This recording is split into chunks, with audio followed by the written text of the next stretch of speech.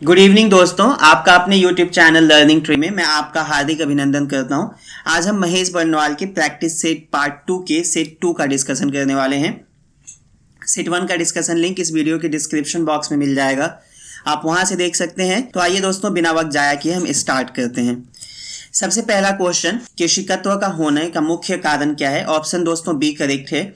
यहाँ पे जो एडहेसिव फोर्स होता है वे कोहेसिव फोर्स है, यानी असंजक बल जो होता है वे संजक बल से ज्यादा होता है। इसकी वजह से कैपिलरी एक्शन होता है। कैपिलरी एक्शन का मतलब ये होता है कि तरल का अपनी आसपास की सतह से ऊपर उठ जाना, ओके, या फिर नीचे गिरने की प्रक्रिया। क्वेश्चन नंबर 2, इंसेक्ट जल की सतह पे तैरते नजर आते हैं, ऐसा मुख्यतः किस कारण से होता है? ऑप्शन बी करेक्ट है दोस्तों, सरफेस टेंशन की वजह से। क्वेश्चन नंबर 3, इलेक्ट्रोमैग्नेटिक वेव विद्युत चुंबकीय तरंगों के संबंध में निम्नलिखित में से कौन सा विकल्प सही है? ऑप्शन सी करेक्ट है, आवृत्ति अधिक होने पे तरंगों की ऊर्जा भी अधिक होती है। ओके। क्वेश्चन नंबर 4, ऑडोमीटर का प्रयोग निम्नलिखित में से किस उद्देश्य के लिए किया जाता है? ऑप्शन दोस्तों बी करेक्ट है, गाड़ी के पहियों द्वारा तय की गई दूरी मापने के लिए। ध्वनि की तीव्रता मापने के लिए ऑडियोमीटर का प्रयोग किया जाता है। वायु का वेग मापने के लिए दोस्तों एनीमोमीटर का यूज होता है, जबकि वायुमंडल का दाब मापने के लिए बैरोमीटर का प्रयोग करते हैं। क्वेश्चन नंबर 5, ऊष्मा स्थानांतरण की निम्नलिखित में से किस विधि में माध्यम की आवश्यकता नहीं होती है? या फिर क्वेश्चन ऐसे भी पूछा जा सकता था कि ऊष्मा स्थानांतरण की निम्नलिखित में से किस विधि द्वारा ऊष्मा का वैक्यूम में या निर्वात में संवहन होता है? ऑप्शन दोस्तों सी करेक्ट है, विकिरण, रेडिएशन। चालन मतलब इंग्लिश इसका दोस्तों कंडक्शन होता है। कंडक्शन में मॉलिक्यूल जो होता है वे अपनी एनर्जी को पास वाले मॉलिक्यूल में या अणु में स्थानांतरित करते हैं, ट्रांसफर करते हैं। ओके, यानी चलन में मॉलिक्यूल का ट्रांसफर नहीं होता है, सिर्फ एनर्जी का ट्रांसफर होता है। संवहन जिसे कंडक्शन कहते हैं, कंडक्शन में क्या होता है कि ये मास ट्रांसपोर्टेशन का मेथड है, यानी कि जब भी कोई भी पदार्थ, जैसे उदाहरण के तौर पे हम हवा को लेते हैं, तो जब हवा गर्म हो जाता है तो वे ऊपर की ओर उठता है और उसका स्थान ठंडी पवनें ले लेती हैं। ओके, और फिर वे गर्म होता है, फिर वे ऊपर की तरफ जाता है। ओके, तो ये एक प्रक्रिया बनाती है जिसे संवहन कहते हैं। तीसरा विकिरण है, मैंने पहले के सेट में भी डिस्कशन किया है कि विकिरण, जिसका इंग्लिश रेडिएशन होता है, ब्रह्मांड में जितने भी मैटर हैं वे सारे के सारे रेडिएशन करते हैं।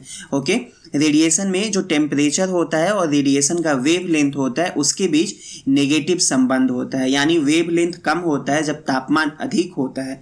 यानी सूर्य जो गर्म है वो क्या करता है, छोटी वेव लेंथ में विकिरण करता है, जबकि अर्थ जो है वे लॉन्ग वेव के तौर पे रेडिएशन करती है। इसी से संबंधित एक दूसरा शब्द है जो हमें समझना है, वो है black body radiation. Black body का मतलब होता है कि कोई भी ऑब्जेक्ट जो कि जितना ऊर्जा ऑब्जॉर्ब करता है, जितना ऊर्जा अपने अंदर संचय करता है, उतना ऊर्जा को वे बाहर निकाल देता है, रेडिएट कर देता है। तो इसे हम लोग ब्लैक बॉडी कहते हैं। अर्थ जो है या जो भी सेलेस्टियल ऑब्जेक्ट हैं वे ब्लैक बॉडी रेडिएशन के तौर पे काम करते हैं। इसी वजह से उन जो सामान्य तापमान है उसमें बढ़ोतरी दर्ज नहीं की जाती है। डी है अभिवहन, जिसे एडवेक्शन कहते हैं। एडवेक्शन में क्या होता है कि जो हमने मास ट्रांसपोर्टेशन देखा, ये वर्टिकल, संवहन जो कि वर्टिकल होता है, एडवेक्शन में वही मास ट्रांसपोर्टेशन हॉरिजॉन्टल यानी इस आधार पे होता है। Okay. Question number 6, Celsius, Fahrenheit और केल्विन के बीच संबंधों को स्थापित करने वाला सही फॉर्मूला है। ऑप्शन दोस्तों इसमें ई करेक्ट है, इसमें कोई भी करेक्ट नहीं है। इसमें जो सबसे एक्यूरेट हो सकता था वह ऑप्शन बी था, लेकिन यहाँ पे 375 है, इसकी वजह से नहीं था। यहाँ पे 275 जब ये होता तो ये आपको ऑप्शन बी करेक्ट होता। ओके, आप सबको पता है कि केल्विन जो है वे तापमान का एसआई यूनिट होता है। दोस्तों अगर कुछ आवाज आ रही होगी तो उसके लिए सॉरी, हमारे ऊपर वाले फ्लैट में जो लोग रहते हैं वो अपना कुछ काम कर रहे हैं तो इसकी वजह से। आइए हम देखते हैं। सबसे पहले दोस्तों फ़ारेनहाइट स्केल में वे 32 डिग्री फ़ारेनहाइट से शुरू होकर 212 डिग्री फ़ारेनहाइट तक जाता है, यानी 32 डिग्री सेल्सियस पे फ्रीजिंग पॉइंट ऑफ वाटर है, वाटर या जल के जमने की जो तापमान है, जबकि 212 डिग्री फ़ारेनहाइट पानी के उबलने का तापमान है। सेल्सियस स्केल 0 डिग्री से शुरू होकर 100 डिग्री सेल्सियस पे जाता है, जबकि केल्विन स्केल 273.15 केल्विन से शुरू होकर 373.15 केल्विन पे जाता है। केल्विन स्केल पे जो 0 केल्विन होता है उसे एब्सोल्यूट जीरो कहा जाता है, जबकि सेल्सियस में यह -273 डिग्री सेल्सियस होता है और फ़ारेनहाइट में -460 डिग्री फ़ारेनहाइट होता है। यह आपको सारी जानकारी याद रखनी है। क्वेश्चन नंबर 7, निम्नलिखित में से कौन सा विकल्प अनुदैर्ध्य लॉन्गिट्यूडनल वेव का उदाहरण है। ऑप्शन डी करेक्ट है, ध्वनि तरंगे। लॉन्गिट्यूडनल वेव का मतलब कि अगर वेव प्रोपोगेट इस तरीके से हो रहा हो, एक दिशा में हो रहा हो, तो जो माध्यम के कण हैं वो उसके समानांतर दिशा में जब मूव कर रहे होते हैं, इसे ही हम लोग लॉन्गिट्यूडनल वेव कहते हैं। क्वेश्चन नंबर 8, निम्नलिखित में से कौन सा सही सुमेलित नहीं है? ऑप्शन डी दोस्तों, लाइसोसोम का काम वसा उत्पादन का नहीं, वसा को डाइजेस्ट करने में यूज होता है। ओके, आपके बुक में इसका एक्सप्लेनेशन गलत दिया गया है तो आप उसे करेक्ट कर लेंगे। उसमें सिर्फ प्रोटीन के डाइजेशन के बारे में बात की गई है, जबकि ये वसा के डाइजेशन में भी यूज होता है। इसे लाइसोसोम को दोस्तों कोशिका की आत्महत्या थैली भी कहा जाता है। क्वेश्चन नंबर 9 एक न्यूमेरिकल है, इसका ऑप्शन दोस्तों बी करेक्ट है, 6 यूनिट। क्वेश्चन नंबर 10, निम्नलिखित में से किसमें एक समान परमाणु पाए जाते हैं? ऑप्शन डी एलिमेंट में। क्वेश्चन नंबर 11, रसायन विज्ञान का पिता, फादर ऑफ केमिस्ट्री किसे कहा जाता है? ऑप्शन बी करेक्ट है, एंटोनी लैवोजियर को। क्वेश्चन नंबर 12, स्ट्रॉन्ग एसिड वह अम्ल होता है जिसका पीएच मान होता है? ऑप्शन ए करेक्ट है, 0 से 3। आप सबको पता है कि पीएच स्केल में 7 का वैल्यू न्यूट्रल होता है और 7 से नीचे की तरफ जब आप आते हैं, जलीय विलयन है वह अम्लीय हो जाता है और 7 से ऊपर की तरफ जाने पे वे क्षारीय हो जाता है। क्वेश्चन नंबर 13, निम्नलिखित में से किस गैस को स्ट्रेंज गैस कहा जाता है? ऑप्शन सी करेक्ट है, जीनॉन। दोस्तों ऑप्शन में जितने भी नाम दिए गए हैं गैसों के, ये सारे के सारे नोबल गैस इसे कहते हैं क्योंकि ये सामान्यतः रिएक्ट नहीं करते हैं। लेकिन इन सब में जीनॉन इसलिए स्ट्रेंज है, इसलिए अलग है या अजीब सा है या अनोखा है क्योंकि यह तमाम जो नोबल गैस हैं उसमें सबसे ज्यादा कंपाउंड का निर्माण यही गैस करता है। ओके, आर्गन का दोस्तों एटॉमिक नंबर 18 होता है और इसका एटॉमिक मास 39 है। हीलियम का एटॉमिक नंबर 2 है, एटॉमिक मास इसका 4 होता है। नियॉन का एटॉमिक नंबर 10 है और इसका एटॉमिक मास 20 होता है, जबकि जीनॉन का एटॉमिक नंबर 54 है और एटॉमिक मास 131 होता है। क्वेश्चन नंबर 14, मोमबत्ती के जलने के संबंध में निम्नलिखित में से कौन सा विकल्प सही है? ऑप्शन दोस्तों यहाँ पे सी करेक्ट है, इसमें भौतिक और रासायनिक दोनों प्रकार के परिवर्तन होते हैं। क्वेश्चन नंबर 15, निम्नलिखित में से कौन सा विकल्प सही सुमेलित नहीं है? ऑप्शन डी करेक्ट है, विटिकल्चर अंगूर की खेती को कहा जाता है जबकि फूलों की खेती को फ्लोरिकल्चर कहते हैं। क्वेश्चन नंबर 16, निम्नलिखित में से कौन सा हार्मोन ग्लूकोज को ग्लाइकोजेन में परिवर्तित करने में सहायता करता है? ऑप्शन बी करेक्ट है दोस्तों, इंसुलिन। इंसुलिन का स्राव जो है या सेक्रेशन पैंक्रियाज, जिसे अग्नाशय कहते हैं, उसके द्वारा होता है। ग्लूकोगॉन का सेक्रेशन भी पैंक्रियाज ही करता है, लेकिन ये रक्त में वसा और ग्लूकोज की मात्रा को बढ़ा देता है, यानी ये इंसुलिन के विपरीत काम करता है। ऑक्सीटोसिन का सेक्रेशन या स्राव जो है वो पीयूष ग्रंथि, जिसे पिट्यूटरी ग्लैंड कहते हैं, उसके पिछले भाग से होता है और ये जब हम सेक्सुअल एक्टिविटी में एंगेज होते हैं या फिर जब चाइल्ड बर्थ होता है उस समय इस हार्मोन का स्राव होता है। प्रोलैक्टिन जो है इसे भी पीयूष ग्रंथि या पिट्यूटरी ग्लैंड से इसका सेक्रेशन होता है और ये जब हम खाना खा रहे होते हैं या जब फीमेल में ओव्यूलेशन होता है या जब हम सेक्सुअल एक्टिविटी में एंगेज होते हैं उस समय इस हार्मोन का स्राव होता है। ओके, क्वेश्चन नंबर 17, निम्नलिखित में से कौन सा छोटी आंत का भाग नहीं है? ऑप्शन सी सीकम को छोड़ के बाकी सारे ऑप्शन करेक्ट हैं, सीकम बड़ी आंत का भाग है। क्वेश्चन नंबर 18, निम्नलिखित पादप हार्मोन में से कौन उसके कार्य में सही सुमेलित नहीं है? ऑप्शन दोस्तों यहाँ पे सी जाना है, एथिलीन जो है वे बीजों के अंकुरण में नहीं, वे फलों के पकाने में यूज होता है। बीजों के अंकुरण के लिए जिब्रेलिन सहायक होता है, लेकिन ध्यान देना है कि एनसीईआरटी क्लास 12 की बायो ये कहती है कि इसमें जितने भी प्लांट हार्मोन्स दिए गए हैं वो मल्टीपल फंक्शन परफॉर्म करते हैं और इनका फंक्शन बहुत कॉम्प्लेक्स होता है। आप इसको किसी एक चीज़ पे ब्रेक डाउन नहीं कर सकते कि नहीं ऑक्सीटोसिन सिर्फ पादप कोशिका की वृद्धि में ही सहायक होता है, इसके अलावा उसका और मल्टीपल फंक्शन है, तो ये आपको बस पता होनी चाहिए थी। ओके, क्वेश्चन नंबर 19, मानव शरीर में यूरिया का उत्पादन मूलतः किस अंग द्वारा किया जाता है? ऑप्शन बी करेक्ट है, यकृत, जबकि किडनी जो है इसको शरीर से बाहर निकालता है।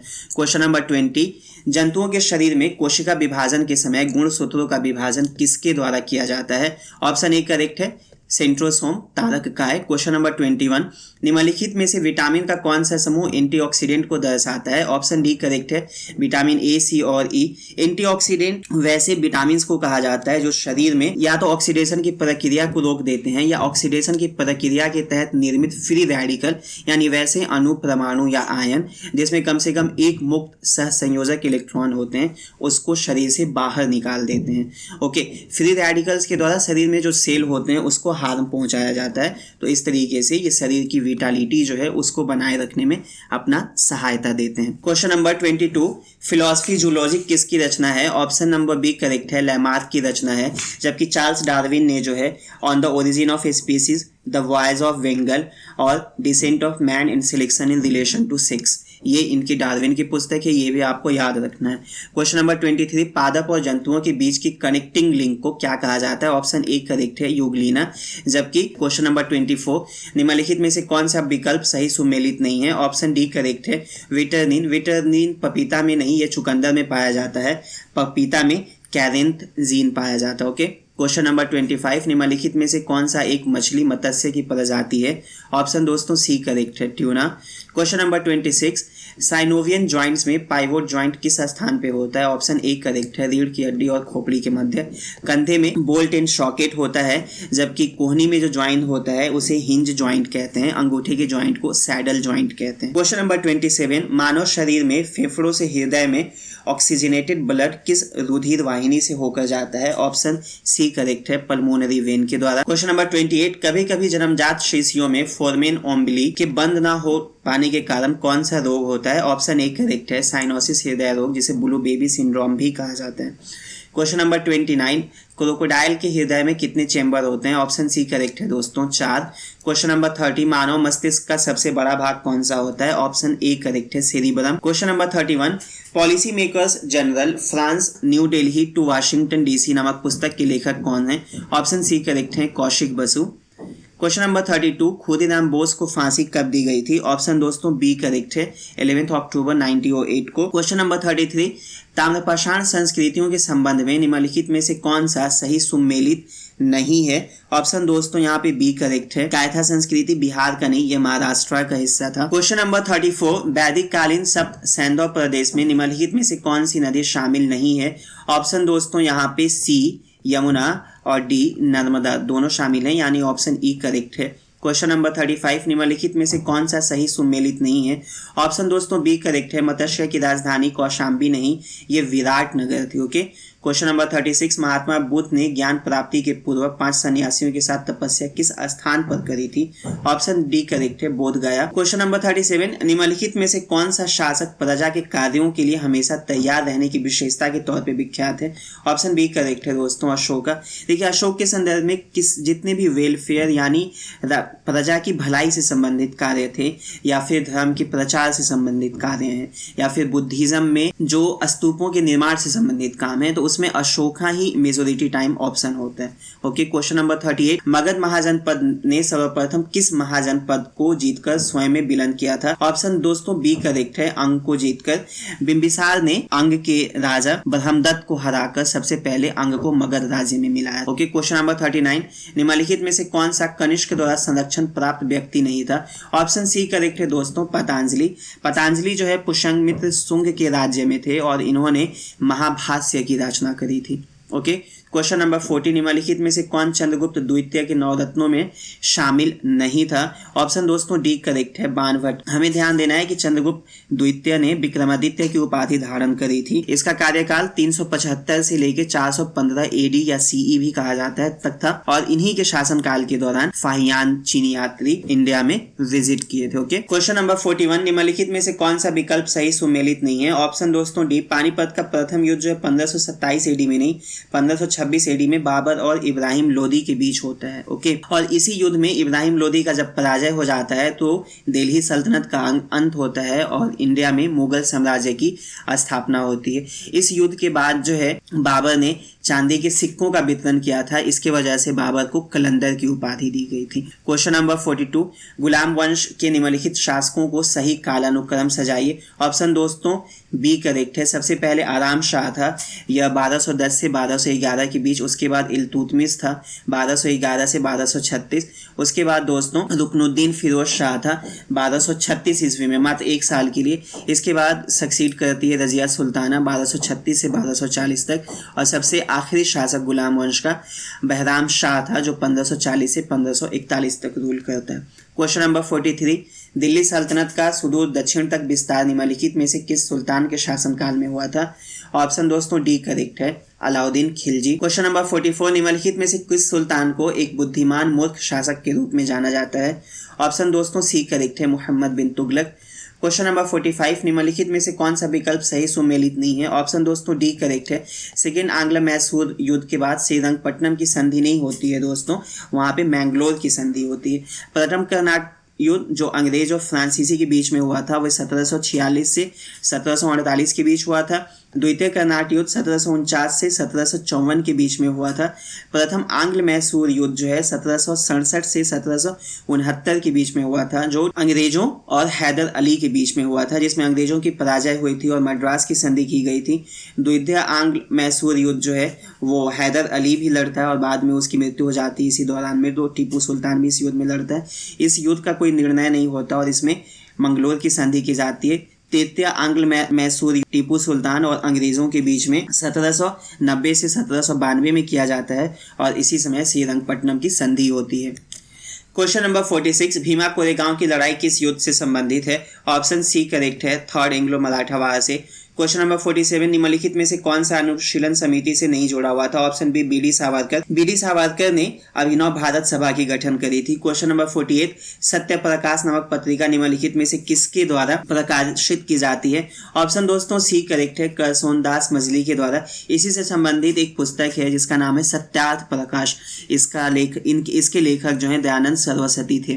क्वेश्चन नंबर 49, कुरीतियों को दूर करने हेतु लोगों में जागरूकता लाने के उद्देश्य से दर्पण नामक पत्र का प्रकाशन किसके द्वारा किया जाता था? ऑप्शन बी करेक्ट है, बाल शास्त्री जाम्बेकर।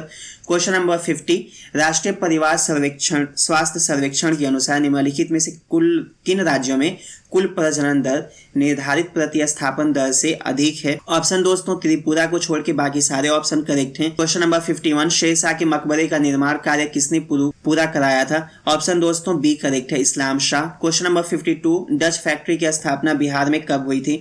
ऑप्शन बी करेक्ट है, 1632 में। क्वेश्चन नंबर 53, फारूक शाह का राज्याभिषेक पटना में कब हुआ था? ऑप्शन बी करेक्ट है, 1713 ईस्वी में, और एकमात्र ऐसा मुगल शासक था जिसका राज्याभिषेक पटना में हुआ था। क्वेश्चन नंबर 54, इलाहाबाद की संधि के बाद क्लाइव ने बिहार का उपदीवान किसे नियुक्त किया था? ऑप्शन दोस्तों डी करेक्ट है, सिताब राय को। इसके तहत मोहम्मद रेजा खान को, ये रजा नहीं रेजा खान होना था, मोहम्मद रेजा खान को कंपनी जो है नायाब नाजिम नियुक्त करती है और साथ ही साथ उपदीवान भी इसे नियुक्त किया जाता है बंगाल का, और बिहार का उपदीवान जो है सिताब राय को नियुक्त किया जाता है। Question number 55, east India company को बिहार की दीवानी राइट कब प्राप्त हुई थी? ऑप्शन दोस्तों बी करेक्ट है, 12 अगस्त 1765।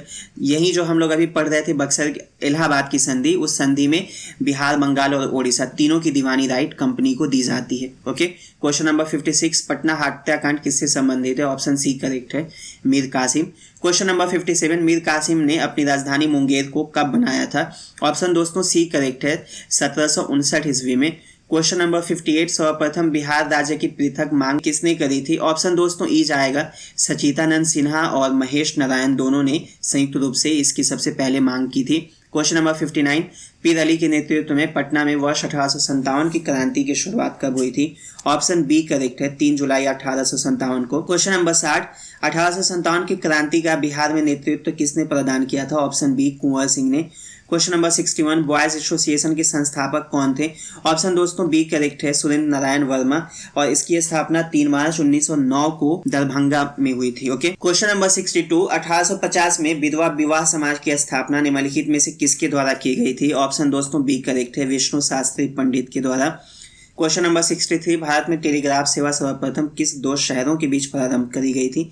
ऑप्शन डी करेक्ट है, कलकत्ता और आगरा के बीच में। उस समय भारत का जो गवर्नर जनरल था वह डलहौजी था। डलहौजी को जेम्स ब्राउन रैमसे भी कहा जाता है, या इसे फर्स्ट मार्किस ऑफ डलहौजी भी कहते हैं। ओके, ये आपको नाम याद रखना है, ये बीपीएससी में पूछा गया क्वेश्चन है। क्वेश्चन नंबर 64, अबुल फजल ने किस मुगल शासक को इंसान कामिल कह के संबोधित किया? ऑप्शन बी करेक्ट है, हुमायूं। क्वेश्चन नंबर 65, अगस्त डिक्लेरेशन 1970 किससे संबंधित है? ऑप्शन दोस्तों सी करेक्ट है, लॉर्ड मॉन्टेग्यू, जो उस समय सेक्रेटरी ऑफ स्टेट थे, और इन्होंने मॉन्टेग्यू चेम्सफोर्ड रिफॉर्म 1919 के पहले ये कहा था कि अंग्रेजों का भारत में उद्देश्य रिस्पॉन्सिबल गवर्नमेंट की या उत्तरदायी सरकार की स्थापना करना है। क्वेश्चन नंबर 66, महात्मा गांधी जी द्वारा डरबन में फिनिक्स आश्रम की स्थापना कब करी गई थी? ऑप्शन बी करेक्ट है, 1904 में। और गांधी जी ने साउथ अफ्रीका में एक अन्य आश्रम की स्थापना करी थी जिसे हम लोग टोल्स्टॉय फार्म कहते हैं। उसकी स्थापना 1910 में करी गई थी। 1894 में गांधी जी ने साउथ अफ्रीका में नटाल कांग्रेस की स्थापना की थी। क्वेश्चन नंबर 67, असहयोग आंदोलन के दौरान जनेऊ मूवमेंट निम्नलिखित में से किस क्षेत्र में चलाया गया था? ऑप्शन ए बिहार में। क्वेश्चन नंबर 68, निम्नलिखित में से किस आंदोलन को दिल्ली चलो आंदोलन भी कहा जाता है? ऑप्शन दोस्तों यहाँ पे सी करेक्ट है, व्यक्तिगत सत्याग्रह। क्वेश्चन नंबर 69, स्वदेशी आंदोलन के समय निम्नलिखित में से किस निष्क्रिय प्रतिरोध पैसिव रेसिस्टेंस का सुझाव दिया था? ऑप्शन डी करेक्ट है, अरविंद घोष। अरविंद घोष ने यह भी कहा था कि हमको हालात ऐसे पैदा कर देने हैं कि अंग्रेज का शासन चलाना बंगाल में मुश्किल हो जाए। ओके। क्वेश्चन नंबर 70, लंदन में भारत के लिए उच्च आयोग का कार्यालय office of high commissioner of India का सृजन किस अधिनियम के द्वारा किया गया था? ऑप्शन बी करेक्ट है, government of India act Bharat परिषद अधिनियम 1909। क्वेश्चन नंबर 71, निम्नलिखित में से कौन सा रिस्पॉन्सिविस्ट का सदस्य नहीं था? ऑप्शन दोस्तों डी करेक्ट है, मोतीलाल नेहरू। क्वेश्चन नंबर 72, निम्नलिखित में से किस अधिनियम द्वारा भारत में प्रथम बार महिलाओं को मत देने का अधिकार दिया गया? ऑप्शन दोस्तों डी करेक्ट है, government of India act 1919। Question number 73, सूक्ष्म लघु और मध्यम उद्योग मंत्रालय के अनुसार सूक्ष्म उद्योग की परिभाषा क्या है जो कि 1 जुलाई 2020 से प्रभावी है? ऑप्शन दोस्तों यहाँ पे बी करेक्ट है, 1 करोड़ तक निवेश और 5 करोड़ तक जब कंपनी का टर्नओवर होता है तो उसे माइक्रो यानी सूक्ष्म उद्योग कहा जाता है। जब उसमें 10 करोड़ रुपए तक का निवेश और 50 करोड़ का टर्नओवर होता है तो उसमें हम लोग स्मॉल यानी लघु उद्योग कहते हैं। और जब 50 करोड़ तक का निवेश और 250 करोड़ रुपए तक का टर्नओवर होता है तो उसे हम लोग मध्यम यानी मीडियम इंडस्ट्रीज कहते हैं। ओके। इसी क्वेश्चन नंबर 73 को इस तरीके से भी पूछा जा सकता था कि सूक्ष्म लघु और मध्यम उद्योग के संबंध में कौन सा परिभाषा सत्य है? उस समय ऑप्शन हमारा दोस्तों ई जाता। ओके, क्योंकि ऑप्शन नंबर सी छोड़ के बाकी सारे ऑप्शन इसमें करेक्ट दिए गए हैं। Question number 74, stand up India योजना के संबंध में कौन सा कथन असत्य है? दोस्तों ऑप्शन ए इनकरेक्ट है, इसे सामाजिक न्याय और अधिकारिता मंत्रालय नहीं जबकि वित्तीय सेवा विभाग जो कि फाइनेंस मिनिस्ट्री का एक विभाग है, डिपार्टमेंट है, वो करता है। क्वेश्चन नंबर 75, निम्नलिखित करों में से कौन सा प्रत्यक्ष कर डायरेक्ट टैक्स नहीं है? ऑप्शन दोस्तों यहाँ पे सी उत्पाद शुल्क एक्साइज ड्यूटी। जब भी हम कोई नया चीज प्रोड्यूस करते हैं या जब हम प्रोसेसिंग करते हैं तो सरकार उस पर जो टैक्स लगाती है उसे ही हम एक्साइज ड्यूटी या उत्पाद शुल्क कहते हैं। ओके। 76, 15वें वित्त आयोग ने डिविजिबल टैक्स पूल से कितना प्रतिशत राज्यों को देने की संस्तुति की है? सिंपल शब्दों में 15 फाइनेंस कमीशन के हिसाब से राज्यों के लिए टैक्स डिवैल्यूएशन कितना रखा गया है? ऑप्शन सी करेक्ट है, 41%। ओके। इसके पहले जो है 14 फाइनेंस कमीशन उसमें वे 42% का था। हमें ध्यान देना है कि 15 फाइनेंस कमीशन ने जिन जिन फैक्टर को कंसीडर किया है टैक्स डिवैल्यूएशन में, तो देखिए सबसे पहले की जनसंख्या संबंधित पहल आपने जनसंख्या को कंट्रोल करने के लिए क्या क्या पहल उठाई है, इसका वेटेज 12.5% का था। दूसरा आय तो 45%, जनसंख्या जो है उसे 15% रखा गया है, क्षेत्रफल को 15% वेटेज दिया गया है, वन को जो है 10% का वेटेज दिया गया है, जबकि वित्तीय संबंधी व्यवस्था को 2.5% का वेटेज दिया गया। ओके। क्वेश्चन नंबर 77, पीएमजे सेहत के संबंध में निम्नलिखित में से कौन सा कथन असत्य है? ऑप्शन दोस्तों यहाँ पे ई करेक्ट है, सारे के सारे ऑप्शन करेक्ट हैं। क्वेश्चन नंबर 78, केंद्रीय बजट 2020-21 में इंश्योरेंस सेक्टर में प्रत्येक विदेशी निवेश की सीमा कितने प्रतिशत करने का प्रस्ताव किया गया है? ऑप्शन दोस्तों यहाँ पे सी करेक्ट है, 74% का। फिलिप कर्व निम्नलिखित में से किसके संबंध को दर्शाता है? ऑप्शन दोस्तों यहाँ पे ए करेक्ट है, इन्फ्लेशन की दर और बेरोजगारी की दर को। फ्लिप कर्व जो होता है, जैसे मैंने आपको पहले के डिस्कशन में ये बताया है कि ये नेगेटिव रिलेशन दिखाता है, यानी अगर ये इन्फ्लेशन है और ये एम्प्लॉयमेंट रेट है तो इन्फ्लेशन बढ़ता है तो एम्प्लॉयमेंट रेट घटती है। और एक क्वेश्चन नंबर 80, सतत विकास लक्ष्यों में पहला गोल अर्थात SDG 1 क्या है? दोस्तों ऑप्शन यहाँ पे ऑप्शन बी करेक्ट है दोस्तों, नो पॉवर्टी का। SDG 2 जो है जीरो हंगर से संबंधित है। क्वालिटी एजुकेशन जो है SDG 4 सस्टेनेबल डेवलपमेंट गोल या सतत विकास लक्ष्य 4 है, जबकि जेंडर इक्वालिटी सतत विकास लक्ष्य 5 है। ओके। क्वेश्चन नंबर 81, आरबीआई की मौद्रिक नीति निम्नलिखित में से कौन सा क्वांटिटेटिव उपकरण नहीं है? ऑप्शन दोस्तों डी करेक्ट है, डायरेक्ट एक्शन। क्वेश्चन नंबर 82, समन्वित बाल विकास योजना ICDS integrated child development scheme किस वर्ष प्रारंभ करी गई थी? ऑप्शन दोस्तों बी करेक्ट है, 1975।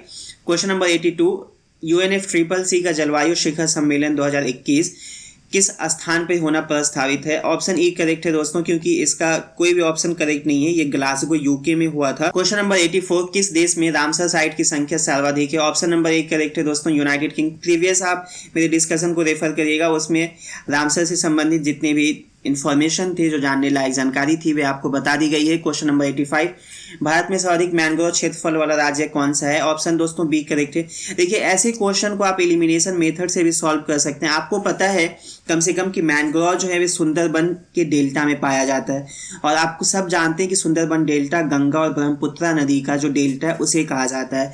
तो वहां पे गुजरात नहीं हो सकता क्योंकि ये वेस्ट कोस्ट पे है, आंध्र प्रदेश नहीं हो सकता क्योंकि ये बहुत नीचे है, तमिलनाडु नहीं हो सकता क्योंकि ये सबसे नीचे है, सबसे साधारण स्टेट है एक तरीके से।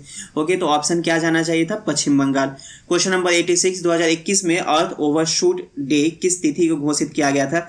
ऑप्शन बी करेक्ट है, 29 जुलाई को। अर्थ ओवरशूट से संबंधित जानकारी आपको ये ध्यान देना है कि इसे ग्लोबल फुटप्रिंट नेटवर्क के द्वारा जारी किया जाता है और इसका कोई फिक्स डेट नहीं होता। क्वेश्चन नंबर 87, किगाली अमेंडमेंट किस संधि या समझौते से में संशोधन करता है? ऑप्शन दोस्तों ए करेक्ट है, मॉन्ट्रियल प्रोटोकॉल। किगाली संशोधन 2016 में किया गया था। इसके तहत जो हाइड्रोफ्लोरोकार्बन है HFC जो है उसको मॉन्ट्रियल प्रोटोकॉल में शामिल किया गया। हमें ध्यान देना है कि मॉन्ट्रियल प्रोटोकॉल जो है वे ओजोन लेयर के प्रोटेक्शन से संबंधित है। ओके, और HFC जो है वे ओजोन लेयर से संबंधित नहीं है, लेकिन वे ग्रीन हाउस गैस है, उसको भी इसमें शामिल किया गया। ऑलराइट, क्वेश्चन नंबर 88, विश्व पर्यावरण दिवस 2021 की अध्यक्षता करने वाला राष्ट्र कौन है? ऑप्शन सी करेक्ट है, पाकिस्तान। हमें ध्यान देना है कि UN ने विश्व पर्यावरण दिवस का थीम जो है री इमेजिन, रीक्रिएट और रीस्टोर रखा हुआ है, जबकि UNEP ने इसका थीम जो है इकोसिस्टम रीस्टोरेशन रखा है। विश्व पर्यावरण दिवस 5 जून को मनाया जाता है। क्वेश्चन नंबर 89, IUCN का कार्यालय कहाँ स्थित? ऑप्शन डी करेक्ट है, ग्लैंड स्विट्जरलैंड में। अगर इसी के जगह पे IUCN के जगह पे UNEP होता है तो फिर option A correct. Okay, question number 90, निम्नलिखित में कौन सा इन सीटू कंजर्वेशन का मेथड नहीं है? ऑप्शन दोस्तों सी करेक्ट है, zoological park. In situ conservation का मतलब कि जहां भी जीव जंतु हमें उसे वहां ही संरक्षित करना है। तो राष्ट्रीय पार्क में, वन्य जीव अभ्यारण्य में और जैव रिजर्व में जो जीव जंतुओं का संरक्षण है उनके असली स्थान पे किया जाता है, वास स्थान पे ही किया जाता है। जबकि जूलॉजिकल पार्क में हम क्या करते हैं कि स्पीसीज के जो इंडिविजुअल हैं उसको लाते हैं और फिर उसका देखभाल करते हैं। क्वेश्चन नंबर 91, नयोगा प्रोटोकॉल का संबंध किससे? ऑप्शन ए करेक्ट है, जैव विविधता से।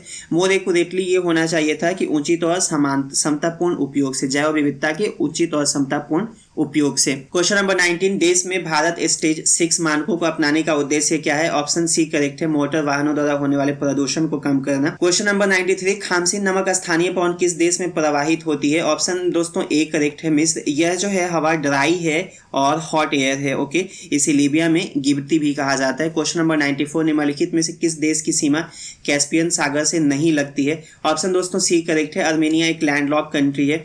कजाकिस्तान, रूस, ईरान के अलावा तुर्कमेनिस्तान और अजरबैजान की सीमा जो है वो कैस्पियन सागर से लगती है। निम्नलिखित में से कौन सा लैंडलॉक कंट्री है? ऑप्शन दोस्तों बी बोत्सवाना होगा। क्वेश्चन नंबर 96, एटलस पर्वत श्रृंखला किस महाद्वीप में अवस्थित है? ऑप्शन दोस्तों यहाँ पे ई जाना चाहिए क्योंकि वे अफ्रीका में स्थित है। क्वेश्चन नंबर 97, भारत वन्य स्थिति रिपोर्ट के अनुसार भारत में वनावरण और वृक्षावरण का कुल क्षेत्रफल कितने प्रतिशत है? ऑप्शन डी करेक्ट है, 24.56% का। क्वेश्चन नंबर 98, भारत में किस राज्य द्वारा चांदी का उत्पादन सर्वाधिक मात्रा में किया जाता है? ऑप्शन बी करेक्ट है, राजस्थान। क्वेश्चन नंबर 99, निम्नलिखित में से कौन सा विकल्प सही सुमेलित नहीं है? ऑप्शन दोस्तों डी करेक्ट है यहाँ पे। क्वेश्चन नंबर 100, काकरपार परमाणु ऊर्जा संयंत्र किस राज्य में स्थित है? ऑप्शन दोस्तों बी करेक्ट है, गुजरात में। क्वेश्चन नंबर 101, निम्नलिखित में से कौन सा विकल्प सुमेलित है? ऑप्शन यहाँ पे या तो सही सुमेलित है या गलत सुमेलित है। अगर ऑप्शन क्वेश्चन ये है कि अगर गलत सुमेलित है दोस्तों तो ऑप्शन सी करेक्ट है, श्रीशैलम।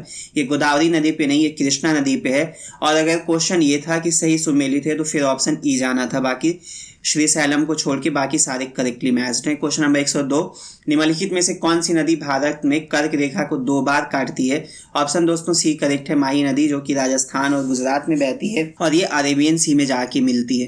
क्वेश्चन नंबर 103, कौन सा संविधान संशोधन द्वारा स्वतंत्रता के बाद राज्यों के 4 वर्गों के विभाजन को समाप्त कर दिया गया था? ऑप्शन बी करेक्ट है, 7वां संविधान संशोधन अधिनियम 1956 फजल अली आयोग के रिकमेंडेशन के अनुसार। ओके, क्वेश्चन नंबर दोस्तों 104, निम्नलिखित में से कौन सा विकल्प सही सुमेलित नहीं है? ऑप्शन यहाँ पे सी करेक्ट है। यहाँ पे भाग 4A जो है वो राज्य की नीति निर्देशक तत्वों से नहीं, ये मूल कर्तव्य से संबंधित है। सिर्फ और सिर्फ भाग 4 अगर ऑप्शन में होता तो फिर ऑप्शन ई जाता। सारे ऑप्शन करेक्ट थे। क्वेश्चन नंबर 105, प्रशासनिक अधिकरण एडमिनिस्ट्रेटिव ट्रिब्यूनल का प्रावधान संविधान के किस अनुच्छेद में? ऑप्शन सी करेक्ट है, 323 ए।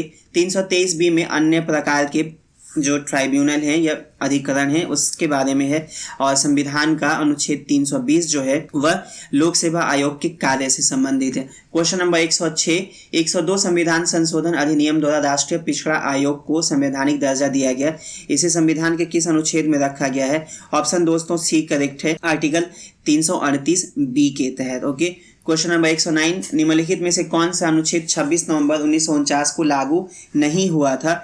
यहाँ पे ऑप्शन नंबर दोस्तों बी करेक्ट है, अनुच्छेद 13। अनुच्छेद 13 के अलावा अनुच्छेद 5, अनुच्छेद 6, अनुच्छेद 7, 8, 9, 60, 324, 366, 367, 378, 380, 388, 391, 392 और 393 ये वैसे अनुच्छेद थे जो 26 नवंबर 1949 को लागू हो गए थे। बाकी शेष संविधान के उपबंध जो हैं 26 जनवरी 1950 को लागू होते हैं। ये जो संबंधित अनुच्छेद है और इससे संबंधित जो भी प्रावधान है उसका मैं एक लिस्ट टेलीग्राम के चैनल पे आप डाल दूंगा, प्लीज वहां से रेफर कर लीजिएगा। क्वेश्चन नंबर 108, शक संवत आधारित कैलेंडर को राष्ट्रीय पंचांग के रूप में कब अपनाया गया था? ऑप्शन यहाँ पे डी करेक्ट है, 22 मार्च 1957 को।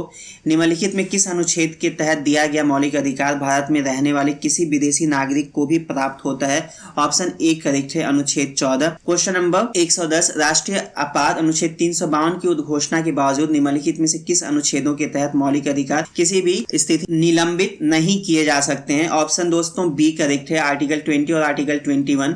क्वेश्चन नंबर 111, राज्यपाल गवर्नर की पदावधि टर्म ऑफ ऑफिस कितने सालों की होती है? ऑप्शन ए करेक्ट है, 5 वर्ष तक। लेकिन ध्यान देना है कि ये फिक्स टेन्योर नहीं होता। ओके, ये राष्ट्रपति के प्रसाद पर्याय पद है।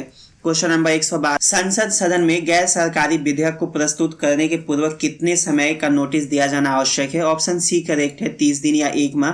देखिए, जो भी बिल या विधेयक जो है मंत्री प्रस्तुत करते हैं उसे सरकारी विधेयक कहा जाता है, जबकि मंत्री को छोड़ के संसद के कोई भी जब सदस्य किसी बिल को या विधेयक को प्रस्तुत करते हैं तो उसे प्राइवेट मेंबर बिल या गैर सरकारी विधेयक कहते हैं। क्वेश्चन नंबर 113, निम्नलिखित में से किस प्रस्ताव अथवा विधेयक पर राज्यसभा को लोकसभा की समान शक्तियां प्राप्त हैं? ऑप्शन दोस्तों डी करेक्ट है, संविधान संशोधन अधिनियम। कटौती प्रस्ताव, धन विधेयक और अविश्वास प्रस्ताव, इसमें सिर्फ लोकसभा को शक्तियां प्राप्त हैं। देखिए, अविश्वास प्रस्ताव जो है जैसे हमने देखा था कि मंत्री परिषद जो है वे सिर्फ और सिर्फ लोकसभा के प्रति उत्तरदायी होता है, तो इसीलिए अविश्वास प्रस्ताव सिर्फ और सिर्फ लोकसभा में लाया जा सकता है। धन विधेयक जो है आर्टिकल 109 के अनुसार सिर्फ और सिर्फ लोकसभा में प्रस्तुत किया जा सकता है, राज्यसभा में नहीं। राज्यसभा इस पे ज्यादा से ज्यादा अपनी रिकमेंडेशन दे सकती है, अनुशंसा कर सकती है, और वे भी 14 दिनों के अंदर इस विधेयक को लोकसभा को उसे लौटाना होता है। अगर वे नहीं लौटाती है तो विधेयक को पास माना जाता है। कटौती प्रस्ताव जो है बजट से संबंधित है, और चूंकि बजट आर्टिकल 110 के अनुसार जो वित्त विधेयक है या मनी बिल है उसका हिस्सा है, तो इसी वजह से कटौती प्रस्ताव जो है वो भी लोकसभा से संबंधित है। क्वेश्चन नंबर 114, निम्नलिखित में से कौन सी समिति पंचायती राज व्यवस्था से संबंधित है? ऑप्शन दोस्तों ई करेक्ट है, ऑप्शन बी दिनेश गोस्वामी समिति को छोड़ के बाकी सारे ऑप्शन करेक्ट हैं। दिनेश गोस्वामी समिति 1990 में चुनाव से संबंधित थी या चुनाव में सुधार से संबंधित थी। ओके, क्वेश्चन नंबर 115, 2021 में ब्रिक्स का 13वां शिखर सम्मेलन भारत की अध्यक्षता में वर्चुअल रूप से आयोजित हुआ। या भारत अध्यक्षता में आयोजित होने वाला कौन सा शिखर सम्मेलन है? ऑप्शन दोस्तों यहाँ पे ई जाना चाहिए था क्योंकि ये तीसरा है। ओके, और आपकी बुक में ऑप्शन बी दिया गया है जो कि इनकरेक्ट है, तो आप इसे करेक्ट कर लेंगे। इसके पहले 2012 में नई दिल्ली में और 2016 में भारत की अध्यक्षता में ब्रिक्स की समिट गोवा में हुई थी। क्वेश्चन नंबर 116, डुडोंग कंजर्वेशन रिजर्व स्थापित करने की घोषणा किस राज्य ने की है? ऑप्शन सी करेक्ट है, तमिलनाडु ने। क्वेश्चन नंबर 117, राष्ट्रीय सांख्यिकी कार्यालय द्वारा जारी भारत में बुजुर्ग 2021 नामक रिपोर्ट के अनुसार किस राज्य में उसकी कुल आबादी की तुलना में बुजुर्गों की संख्या सबसे कम है? ऑप्शन बी करेक्ट है, बिहार। बिहार की कुल जनसंख्या का 7.7% जो है वे एल्डरली हैं, जबकि केरल में यह 16.5 जो कि सबसे ज्यादा है। ओके, क्वेश्चन नंबर 118, चर्चा में रहे निम्नलिखित बंदरगाहों में से कौन सा सही सुमेलित नहीं है? ऑप्शन दोस्तों डी करेक्ट है, डुक्कम पोर्ट यमन का नहीं ओमान का हिस्सा है। Okay, question number 119, US open tennis tournament 2021 में महिला एकल प्रतियोगिता में एम्मा राडुकानु ने किसे हराकर खिताब अपने नाम किया था? ऑप्शन दोस्तों बी करेक्ट है, लैगलॉन्ग फर्नांडिस को। Question number 120, AI for all पहल किसके द्वारा प्रारंभ की गई है? ऑप्शन ए करेक्ट है, इंटेल इंडिया। क्वेश्चन नंबर 121, जून 2021 के G7 की 47वें समिट कहां संपन्न हुई थी? ऑप्शन दोस्तों यहाँ पे ए करेक्ट है, कॉर्नेल इंग्लैंड में। क्वेश्चन नंबर 122, स्वचालित कारों को सड़कों पे चलने की कानूनी अनुमति देने वाला प्रथम देश कौन बना है? ऑप्शन सी करेक्ट है, great Britain. Question number 128, UAE द्वारा किस भारतीय अभिनेता को गोल्डन वीजा देने की घोषणा की गई है? ऑप्शन दोस्तों सी करेक्ट है, संजय दत्त। क्वेश्चन नंबर 124, केंद्रीय बजट 2020-21 में बजटीय अनुमान के तहत राजकोषीय घाटा GDP के कितने प्रतिशत रहने का अनुमान रखा गया है? ऑप्शन सी करेक्ट है, 6.8% का, जबकि राजस्व घाटा 5.1%। क्वेश्चन नंबर 125, अगस्त 2021 में संपन्न टोक्यो ओलंपिक्स 2020 खेलों में भारत की ओर से क्लोजिंग सेरेमनी समापन समारोह में फ्लैग बियरर कौन था? ऑप्शन दोस्तों बी करेक्ट है, Bajrang Punia. Question number 126, Tokyo Olympic 2020 में भारत ने कुल कितने सिल्वर मेडल रजत पदक जीते? ऑप्शन बी करेक्ट है, 2। इसमें मीराबाई चानू और विजय दहिया ने सिल्वर मेडल जीता था। एकमात्र गोल्ड हमने जीता था जो नीरज चोपड़ा जॉवलिन है उसमें उन्होंने जीता था। क्वेश्चन नंबर 127, 69वां मिस यूनिवर्स का खिताब जीतने वाली एंड्रिया मेजर किस देश की से संबंधित है? Option C Mexico. International Booker Prize 2021 के विजेता कौन बने हैं? ऑप्शन बी करेक्ट है, डेविड डियोप। इन्होंने एक पुस्तक लिख रखी है जिसका नाम है at night all blood is black, और जिसका अनुवाद एना मास्कोविस ने इंग्लिश में करी है, फ्रेंच में लिखी गई बुक। इसके लिए इन्हें मैन बुकर अवार्ड दिया गया। क्वेश्चन नंबर 129, क्रिप्टो करेंसी को लीगल टेंडर के रूप में अपनाने वाला विश्व का पहला देश कौन बन गया है? ऑप्शन डी करेक्ट है, एल सल्वाडोर। देखिए, लीगल टेंडर का अर्थ ये हो गया कि सबसे पहले कि ये जो है एक फियाट मनी हो, फियाट मनी जैसे किसी किंग या क्वीन ने जारी किया हो और ये फिजिकल फॉर्म में हो, तो ये जब 2 कैरेक्टर होता है तो उसे फियाट मनी कहते हैं।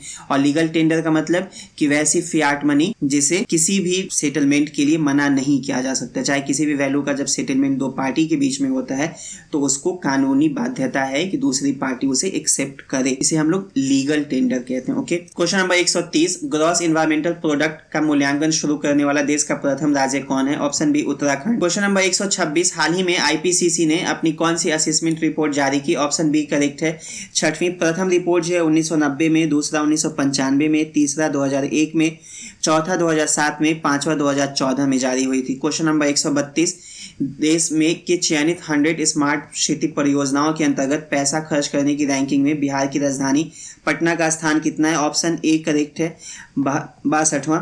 सबसे बेहतर पैसा खर्च करने का रिकॉर्ड भोपाल के पास है, फर्स्ट स्टेट है। जबकि अगर इंडिया में बात करें तो बिहार में अगर बात करें तो बिहार शरीफ 17वें नंबर पे, भागलपुर 91 पे और मुजफ्फरपुर 99 पोजीशन पे है। क्वेश्चन नंबर 133, बिहार सरकार द्वारा सिंगल यूज प्लास्टिक का उपयोग पूरी तरह प्रतिबंध करने का निर्णय लिया गया है। ऑप्शन दोस्तों यहाँ पे ई करेक्ट है, यह 1 दिसंबर 2021 से लागू होना है। क्वेश्चन नंबर 134, देश में पहली बार किस जिले के जेल में कैदियों को डिजिटल साक्षर बनाने का अभियान चलाया जा रहा है? ऑप्शन दोस्तों बी करेक्ट है, Banka. Question number 135, Milkha Singh sports complex की स्थापना बिहार के किस जिले में की गई है? ऑप्शन डी करेक्ट है, गया में। क्वेश्चन नंबर 136, राष्ट्रीय परिवार स्वास्थ्य सर्वेक्षण 5 के अनुसार सर्वाधिक नवजात मृत्यु दर, शिशु मृत्यु दर और बाल मृत्यु दर किस प्रदेश में दर्ज की गई है? ऑप्शन बी करेक्ट है, बिहार में। बिहार में नवजात मृत्यु दर 34 है, शिशु मृत्यु दर 47 है और बाल मृत्यु दर 56 है, और ये तमाम गणनाएं 1000 जनसंख्या पे की जाती है। ओके, क्वेश्चन नंबर 137, हाल ही में भारत ने AK-103 राइफल खरीदने का समझौता किस देश के साथ किया? ऑप्शन ई करेक्ट है, इसने रूस के साथ किया है। Question number 138, Tokyo para Olympic 2020 खेलों में भारत ने कुल कितने पदक जीते हैं? ऑप्शन दोस्तों सी करेक्ट है, 19, जिसमें 5 स्वर्ण पदक, 8 रजत पदक और 6 कांस्य पदक है। क्वेश्चन नंबर 139, एशिया का सबसे बड़ा हाई स्पीड ट्रैक नाइट्रैक्स भारत के किस शहर में बनाया गया है? ऑप्शन दोस्तों सी करेक्ट है, यह इंदौर के पीथमपुरा औद्योगिक क्षेत्र में बनाया गया है, जिसकी कुल लंबाई 11.3 किलोमीटर है। क्वेश्चन नंबर 140, हाल ही में समाचार में रहा हरित धारा का संबंध किससे है? ऑप्शन दोस्तों बी करेक्ट है, गैर मैथेनिक पूरक पशु आहार से। अगला 10 क्वेश्चन एज ऑलवेज मैथ है। क्वेश्चन नंबर 141 का आंसर दोस्तों बी है। क्वेश्चन नंबर 142 का आंसर ए है। क्वेश्चन नंबर 143 का आंसर दोस्तों बी है। क्वेश्चन नंबर 144 क्वेश्चन नंबर 144 का आंसर दोस्तों सी है। क्वेश्चन नंबर 145 का आंसर सी है। क्वेश्चन नंबर 146 का आंसर भी सी है। क्वेश्चन नंबर 147 का आंसर डी है। क्वेश्चन नंबर 149 का आंसर 148 का आंसर सी है। क्वेश्चन नंबर 149 का आंसर दोस्तों बी है और क्वेश्चन नंबर 150 का आंसर दोस्तों बी है। बहुत बहुत शुक्रिया साथियों आपका इस प्रैक्टिस और डिस्कशन में भाग लेने के लिए। आप प्लीज़ कमेंट करके अपना स्कोर बताइए, आपका स्कोर कितना हो रहा है। और अगर आपको कंटेंट अच्छा लगता है तो प्लीज़ लाइक शेयर और सब्सक्राइब जरूर